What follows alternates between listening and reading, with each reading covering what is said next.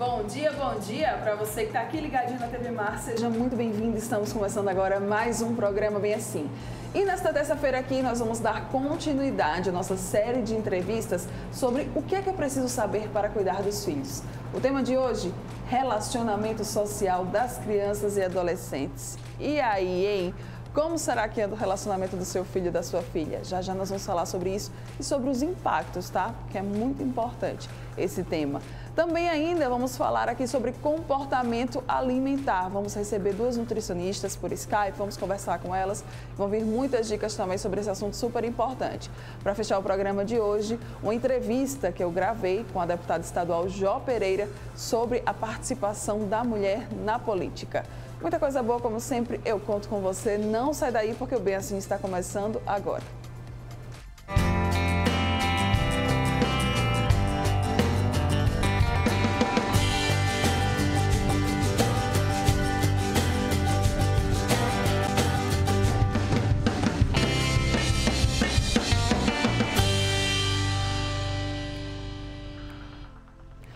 Muito bom dia mais uma vez para você que está aqui ligadinho na TV Mar, você que nos acompanha aí pelos canais 525 e 25 da NET Claro, pelo portal gazetaweb.com, que também transmite toda a nossa programação, ou ainda pelo nosso aplicativo TV Mar. Muito obrigada, tá, pela sua companhia.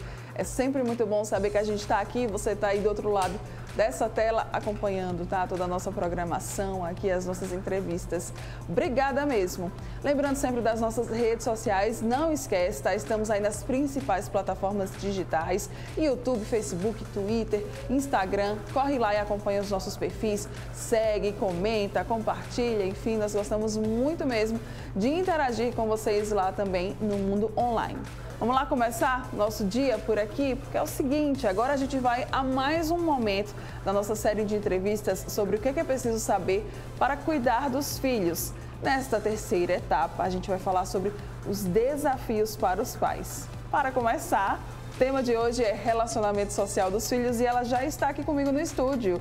Nossa psicóloga Nielke Nóbrega, bom dia, seja muito bem-vinda mais uma vez. Bom dia, Mara, obrigada. Sempre muito bom ter você aqui com a gente. É um prazer. O tema, para alguns papais e mamães, um pouco difícil, né, Nielke? E realmente é um desafio, né? É um desafio não só para as crianças e os adolescentes, mas para os pais também. Sim. E aí é fundamental que eles tenham, assim, uma noção do entendimento da importância da relação dos pares. Sei. E quando a gente pensa em relacionamento de pares, a gente associa muito à adolescência. Isso. Só que isso começa desde a infância. E aí, quando isso é estabelecido de forma segura, né, de uma forma afetiva, com limites, a gente até já conversou bastante sobre isso aqui, esse desenvolvimento cognitivo, afetivo, social, que é o que a relação em si acaba acarretando, né, ela traz consequências mais positivas. Sim. E aí, atualmente, a gente vive nesse contexto onde as nossas relações sociais, de uma certa forma, elas foram privadas, né, desse contato. E aí, o nosso espaço, quando a gente pensa em pares, a gente tem que lembrar um espaço ecológico, chamamos assim. E aí, o espaço ecológico seria a escola. Um grupo, que seria os alunos na escola. E a identidade que esse grupo tem na escola, com uma questão de idade, com uma questão de gênero, né? Então, a gente precisa pensar que essa tríade aí, essa relação de espaço, identidade e o próprio grupo, por si só, está diferente agora. Sim. A gente perdeu esse nosso senso de pertencimento. E isso acaba acarretando dificuldades entre aquelas que ninguém aguenta mais ouvir falar, que é a bendita da ansiedade. Sim. Né? Então, antes mesmo da pandemia, a gente já tinha dados de pesquisa que sinalizavam que 15 a 20% de crianças e adolescentes sofriam de transtornos de ansiedade. Nossa. Tá? Então, assim, é mais ou menos 4,8 em crianças e 5,6 em adolescentes, tá? Então, é um percentual até significativo, de uma certa maneira. Isso antes da pandemia. Então, se a gente for parar para pensar essas pesquisas após, né, a pandemia, Sim, teremos um número ainda mais preocupante. Até porque o Brasil já é considerado um país extremamente ansiogênico. Sim. Né? Então, isso precisa ser cuidado. Cuidado mesmo. Por que o relacionamento social dos filhos ele é tão importante, hein, Nielke? Olha só, quando a gente estabelece essa relação, e aí qual é a palavrinha-chave? Diálogo. Conheça o teu filho. veja como ele funciona. Às vezes é aquela criança que ela é mais retraída. E aí, por que ela está retraída? Né? Quais são os amigos? Eu sempre digo que relacionamentos sociais, por mais que a gente tenha como ponto forte a amizade, algo positivo, bacana, mas as relações conflituosas também fazem parte das relações de pares.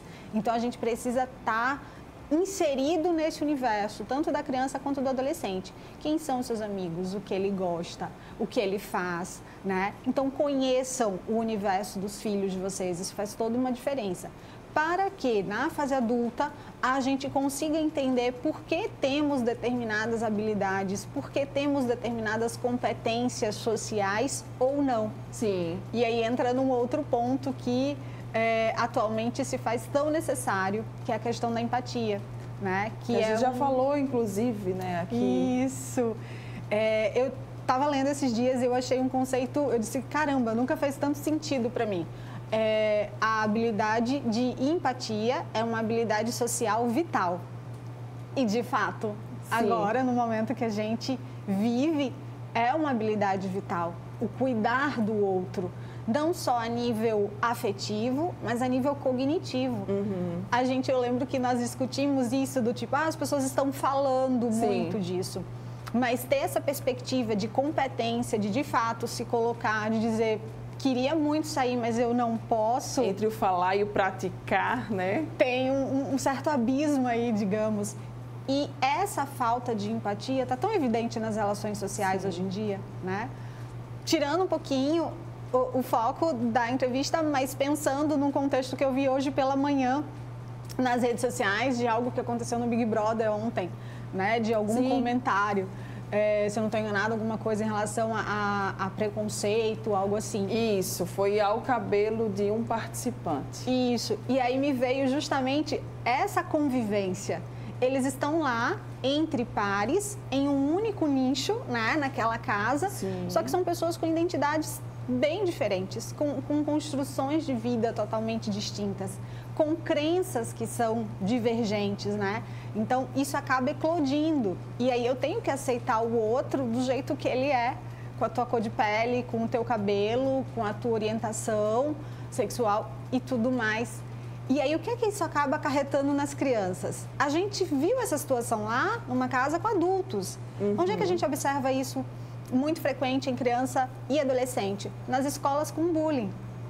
Então, do mesmo jeito que a relação social, a interação de amizade, ela tem aspectos positivos, ela pode também trazer fatores de risco para o nosso desenvolvimento, tá? Então, pensando a nível de proteção, se eu tenho uma boa relação, eu consigo regular melhor as minhas emoções, eu consigo lidar melhor com a minha frustração, eu consigo entender que o outro tem o direito de me dizer não, né? Mesmo que eu queria receber um sim naquele momento, mas é a forma dele de me responder. Essa pessoa poder ter uma autoeficácia em relação a se posicionar. Então, tem um impacto muito grande na questão da autoestima. E aí, olha só, a autoestima é algo que a gente pensa e discute muito na fase adulta, mas ela se estabelece na infância. Tá? E aí a gente percebe que é toda uma construção, né? Isso. Desde que a gente nasce, ao nosso crescimento, tudo aquilo vai acabar trazendo impacto para a gente na nossa fase adulta, né? Você falou alguns dos benefícios, né? Da importância desse relacionamento social. Vamos agora elencar alguns dos pontos negativos. Sim. O bullying acaba sendo um ponto negativo. Sim.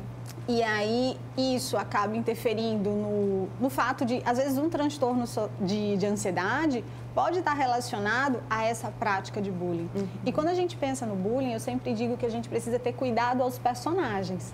Não é só a vítima, mas o agressor, né? Ele também tem um papel fundamental. Ele também tem dificuldade nas suas relações interpessoais. E ele faz aquilo como se fosse para se autoafirmar? Ser aceito. Ser aceito. Né? E aí a gente pensa, por que essa pessoa está precisando ser aceita dessa forma? Sim. Por que ele precisa ser agressivo? Magoar o outro, né? E isso é tão evidente nas relações de pares na infância. É a maior queixa que a gente recebe das escolas, nos consultórios, né? O teu filho é agressivo. E os pais dizem, ele briga muito mesmo. O que é que está desencadeando? O que é que está ativando essa briga? Por que ele precisa usar de agressividade para ter essa obtenção de atenção e de cuidado? E aí a gente entra na questão, de novo, da empatia, da habilidade vital, que para a gente ser empático, a gente precisa ter um equilíbrio de assertividade, né? Então, é uma outra competência social. Então, ser empático, ser assertivo, porque o vítima do bullying, né, um outro fator negativo, é que ele acaba sendo muito passivo. Ele aceita tudo que está sendo imposto para ele, independente da forma como isso está sendo colocado, né? Então, ok, você vai ter que me emprestar o seu tablet hoje, mas eu estou fazendo atividade. Sim, mas você vai ter que me emprestar. Ok, eu empresto para você. E eu sou muito boazinha, né? Já o agressivo, você tá louco? É claro que eu não vou emprestar. Vai lá e mete a mão, né, no outro e tal, e não tá nem aí. E aí a assertividade é justamente a gente poder ter esse equilíbrio. Olha, eu sei que para você o tablet hoje vai ser muito importante, mas eu também tenho essa necessidade. Então, podemos tentar encontrar juntos uma outra maneira. De repente, você pode sentar do meu lado, a gente pode tentar dividir, mas te emprestar hoje totalmente eu não posso, eu não consigo, né? Então, eu sempre digo que, de novo, vem comunicação. É a forma como a gente está colocando. Mas, muitas vezes, como foi o modelo dessa criança e desse adolescente? Sim, né? Como é que foi que ele viu, né? O que foi que ele ouviu? Exato. E aí são fatores que não só para características de ansiedade, como uma timidez acentuada, que pode se transformar num transtorno de ansiedade social, numa característica depressiva, em uso de substâncias. Então, são inúmeras as consequências que, quando essa relação, de uma certa forma, ela não é constituída de forma saudável, ela acaba gerando prejuízos a longo prazo. Pois é, e é interessante a gente perceber isso, né? Que você trouxe o BBB, né, aqui para a nossa pauta. Não sei se você acompanha, não sei se você assistiu ontem, mas aí eu vou até trazer. Se você assistiu, né, talvez você tenha visto ali, ontem é o dia do jogo da discórdia. E aí ontem eles tinham que falar quem era o melhor jogador, quem era o pior jogador e quem jogava sujo. Isso. E aí teve um momento em que o participante Fiuk, ele falou que o Arthur, eu acho, jogava sujo, ou tinha o pior jogo. E aí ele falou algumas coisas e o Arthur falou assim, fale olhando para mim. Aí quando o Fiuk foi se dirigiu ao canto dele, eles estavam sentados lado a lado, o Arthur chamou ele de algo pejorativo. E aí o Fiuk falou assim, o que foi que você disse? Tudo isso ao vivo, milhões de pessoas acompanhando. O que foi que você disse? Aí o Arthur se levantou. Eu achei de verdade que ia ter agressão. Se levantou e falou assim, eu repito de novo. Não, mentira. Ele falou assim, foi isso mesmo que você escutou. Aí ele repete, foi isso mesmo que você escutou. E aí depois dessa história toda, o participante Arthur começou a chorar. E ele falou assim, eu fui criado assim. Se quando era pequeno, se na escola me tratavam mal, me batiam e eu não batesse de volta, quando eu chegava em casa, o meu pai brigava comigo. E aí é muito interessante perceber que é exatamente isso que você está falando aqui pra gente. É esse reflexo, né? E aí vem, assim, eu costumo dizer, ontem eu não assisti, eu só vi hoje de manhã e por coincidência, assim, eu lembrei dessa fala deles, né? Que falava da questão do cabelo do João. Do João, isso. Né? E aí fica tão claro o padrão assertivo, passivo e agressivo. Porque o que a gente quer? Ser aceito. Só que a gente não é aceito quando a gente não olha no olho. Então foi muito bacana quando ele disse, fale olhando pra mim. Sim. Esse momento foi assertivo. Mas aí quando você bota um tom de voz de imposição, ou então quando tu olha desafiando, já não é mais empático. Quando você levanta e você é maior do que o outro e você tenta colocar a sua força ali, né, naquela situação. Uma ideia de grandiosidade, eu posso. E aí ele traz a fala, eu aprendi isso. Né? Então, provavelmente, o grupo de identidade de pares dele era aquele grupo, né, onde as pessoas agiam dessa forma. É a lei do mais forte, né? O olho por olho, dente por dente. Exato. E a gente repercute. Então, olha como o teu desenvolvimento, se não for seguro, se não for saudável, se a gente não aprender a lidar com não, e eu digo muito isso, assim, eu falo, olha, as crianças precisam ser frustradas. Elas precisam entender que elas não podem ter tudo, né? Recentemente eu ouvi, Tianiel, que eu não aguento mais estudar online. E aí eu falei para eles, a Tianiel que também não aguenta mais. Tianiel que está com vontade de pegar o computador, o notebook, o tablet, qualquer coisa e jogar pela janela. mas olha só, tu já tomou vacina? Né? A tua mãe já tomou vacina? E aí eu vou tentando trazer para eles algumas coisas. Eu falo, e se a gente ficar doente?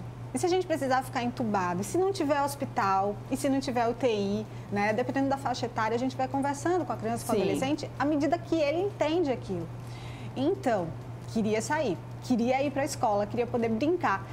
Sabe uma coisa que a gente sempre faz aqui no consultório que a gente perdeu? Aí ela, o abraço, né? Aí eu, exatamente, a gente não pode abraçar há um ano. Então, a gente vai ter que esperar um pouquinho mais. Eu sei que tá ruim, eu sei que tá difícil. Eu falei, mas olha, pro abraço a gente pode encontrar uma alternativa. Sim. E aí a gente comprou uma capa lá no consultório.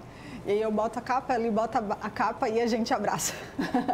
Tá? Então, é formas assertivas da gente poder suprir um pouquinho. Tá ruim, eu queria encontrar, então vamos fazer uma chamada de vídeo? Mas eu não queria de vídeo, Tia Nelke. Dá para você ir de carro com o papai na porta e dar um oi na varanda, ver de longe? Dá. Se for possível, faz isso. Principalmente com os avós, com as figuras de referência. Sim. Porque são essas relações afetivas, né? Que estão fazendo muita falta pra gente.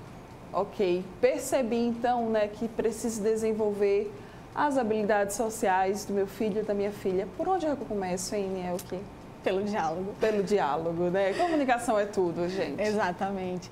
E aí a gente precisa entender que não é falar a verdade, é a forma como tu está falando a verdade. Porque às vezes o falar a verdade, as pessoas dizem, eu falei a verdade, eu sou assertivo. Não, muitas vezes você está sendo agressivo. Sim. Como o exemplo do Arthur que você colocou, né? É exatamente isso, é você poder defender a tua opinião, mas usando um tom de voz adequado, uma forma de olhar para o outro, que venha a fazer com que, tipo, poxa, eu estou conectado em você de alguma maneira, eu estou compartilhando isso que tu está sentindo, né? A gente poder entender que o que eu quero é ser aceito. Sim. E quando tu faz diferente disso, quando tu fala de forma ríspida, quando tu está conversando com o outro e o outro está no celular, no eletrônico, poxa vida, tem hora que a gente para assim e diz, será que ele está de fato conectado comigo, né? Então, vamos ter cuidado em relação a pequenas nuances. Olhar, falar, tocar não pode nesse momento, mas nada mais bonitinho do que os corações que a gente faz hoje, os aplausos que a gente dá para as pessoas nas redes, quando a gente vê de alguma forma. Isso é comunicação, né? Comunicação assertiva. Essas habilidades sociais, a empatia que você também trouxe aqui para a gente, elas são vistas, elas podem ser usadas como fatores de proteção? Sim. Como também você ter pensamentos críticos e criativos. Dessa forma, quando você é habilidoso, quando você tem essas classes, né, de habilidades sociais, chamadas dessa forma pelas pessoas, que é a sua competência social, esse conjunto de habilidades, você consegue resolver os problemas de maneira mais adequada. Então, você acaba não partindo para uma agressão, você acaba não explodindo com o outro, não magoando o outro de alguma forma. Então, você acaba sendo uma pessoa mais habilidosa. Muito bem. Para a gente fechar aqui esse nosso momento, qual que é a mensagem que fica sobre esse primeiro tema, dessa terceira, né, etapa aqui, sobre habilidades sociais dos filhos? Eu hoje queria fechar com a citaçãozinha que eu trouxe, né, que a empatia é uma habilidade social vital. Sim. Precisamos ter para que venhamos a ter uma ação adequada, um pensamento adequado em relação ao outro e uma emoção verdadeira, genuína em relação ao outro. Muito bem. Essa é a nossa psicóloga Nelke Nóbrega. Hoje a gente falou aqui sobre habilidades sociais dos filhos e o quanto que elas são importantes aí para quando essas crianças crescerem, né, e chegarem na fase adulta. Quem quiser saber mais, quem quiser acompanhar a Nelke, como é que pode fazer? Nelke Nóbrega, né? Então, sempre eu estou lá disposta a ajudar, a contribuir de alguma forma, tá? Então, eu acredito que essa é a nossa missão aqui, você compartilhar um pouco do que tu tem como habilidade, né? Então, a minha é trabalhar com a psicologia, então é isso que eu tento fazer e disseminar. Maravilhosa demais. Obrigada, tá, meu amor? Então, Nelke Nóbrega, para você que ainda não acompanha. Obrigada, bom dia, viu? Você que está aqui ligadinho com a gente, não vai sair daí. No próximo bloco, nós vamos falar sobre... Deixa eu ver, viu? Mas creio, comportamento alimentar. Isso, esse é o nosso tema do próximo bloco. Então, não sai daí que eu volto já já.